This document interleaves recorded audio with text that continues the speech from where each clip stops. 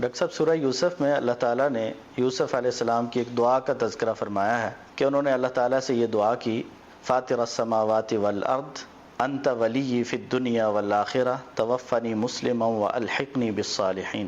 تو کیا اس سے یہ پتہ چلتا ہے کہ انسان موت کی دعا کر سکتا ہے، یا یہ دعا جو انہوں نے کی کس پہ رائے میں تھی، اس کا صحیح مفہوم کیا ہے، اور کیا اس سے بعض لوگ جو یہ مراد لیتے ہیں کہ موت کے لیے دعا کی جا سکتی ہے، کیا یہ مراد ہے؟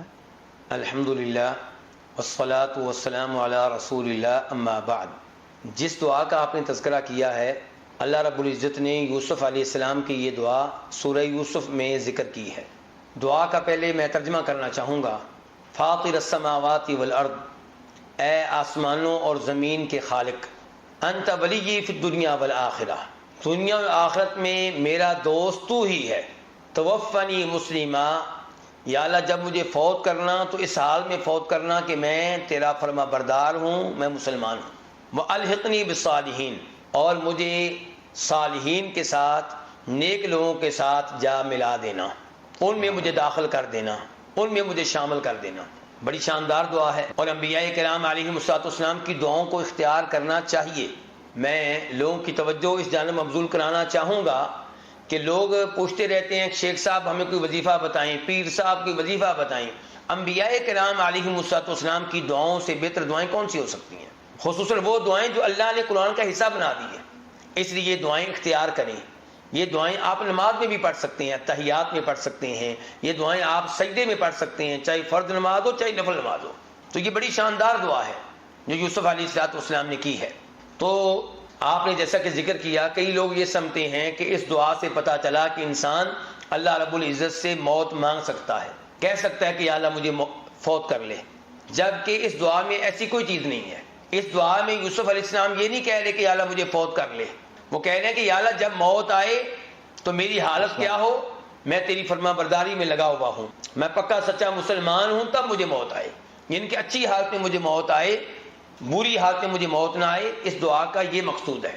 ویسے بھی نبی علیہ السلام کا فرمان ہے، بخاری شریف کی حدیث ہے کہ تم میں سے کوئی بھی کسی مصیبت کی وجہ سے موت کی تمنا نہ کرے۔ آج مہنگائی کا زمانہ ہے، لوگ بجلی کے بل جلا رہے ہیں، اور دیکھا گیا کئی لوگ خودکشی بھی کر لیتے ہیں، اور جو خودکشی کرتے ہیں ان پہ دوسرے لوگوں کو ترس آ رہا ہوتا ہے، جبکہ میں سمجھتا ہوں کہ خودکشی کرنے والے ترس کے لائق نہیں ہیں، کیونکہ کبیرہ گناہ کا ارتکاب کر رہے ہیں۔ خودکشی کرنے والے کا تو نبی علیہ السلام نے جنازہ ادا نہیں کیا تھا، البتہ دوسرے مسلمانوں کو نماز جنازہ ادا کرنے کی آپ نے اجازت دی، خود آپ نے ادا نہیں کیا۔ تو کہنے کا مطلب یہ ہے کہ خودکشی کرنے والوں کی حوصلہ افزائی نہ کریں، بلکہ اس موضوع پہ گفتگو کریں۔ مصیبتیں آتی ہیں، اللہ نے پہلے ہی بتا دیا تھا وَلَنَبْلُوَنَّكُمْ بِشَيْءٍ مِّنَ الْخَوْفِ وَالْجُوعِ۔ دنیا نام ہے مصیبتوں کا، آزمائشوں کا۔ انبیاء کرام علیہم السلام پہ آزمائشیں آئیں، صحابہ کرام پہ آئیں، بلکہ قرآن میں اللہ نے کہا وَزُلْزِلُوا حَتَّى يَقُولَ الرَّسُولُ وَالَّذِينَ آمَنُوا مَعَهُ مَتَىٰ نَصْرُ اللَّهِ۔ ایسے ایسے لوگ گزرے ہیں جن پہ توحید کی وجہ سے، اسلام کی وجہ سے، ایمان کی وجہ سے مصیبتوں پہ مصیبتیں آئیں، ان کو جھنجھوڑ دیا گیا، وہ ہلا دیے گئے، وہ کہنے پہ مجبور ہو گیا کہ یا اللہ کب تیری مدد آئے گی۔ تو کہنے کا مطلب یہ ہے کہ صبر کیا جائے، اور صبر کرنے والوں پہ اللہ راضی ہوتا ہے۔ یہ دنیا چند دن کی ہے، گزر جائے گی خوشیوں میں یا مصیبتوں میں۔ اصل بات یہ ہے کہ آپ کی قبر وہ جنت ہو، اصل بات یہ ہے کہ روز آخرت آپ کو جہنم کی آگ سے بچا لیا جائے۔ دنیا کے مسائل پہ جب آپ صبر کریں گے تو آپ اس حال میں دنیا سے رخصت ہوں گے کہ آپ گناہوں سے پاک صاف ہو چکے ہوں گے۔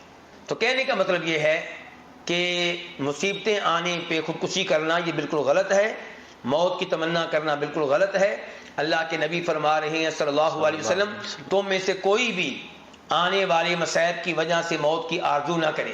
فرمایا اگر موت کی آرزو کرنا ضروری ہو جائے، اس کے علاوہ آپ کے پاس کوئی راستہ باقی نہ بچے، تو پھر آپ اللہ تعالیٰ سے درخواست اس انداز سے کر سکتے ہیں، ان الفاظ میں کر سکتے ہیں کہ یا اللہ مجھے زندہ رکھ اس وقت تک جب تک زندہ رہنا میرے حق میں بہتر ہے، اور جب تو یہ سمجھے کہ میرے لیے فوت ہو جانا بہتر ہے تب مجھے فوت کر لینا۔ تو ان الفاظ میں دعا کی جا سکتی ہے، لیکن صاف صاف کہنا یا اللہ مجھے موت دے دے، تو یہ دعا کرنے کی اجازت نہیں ہے۔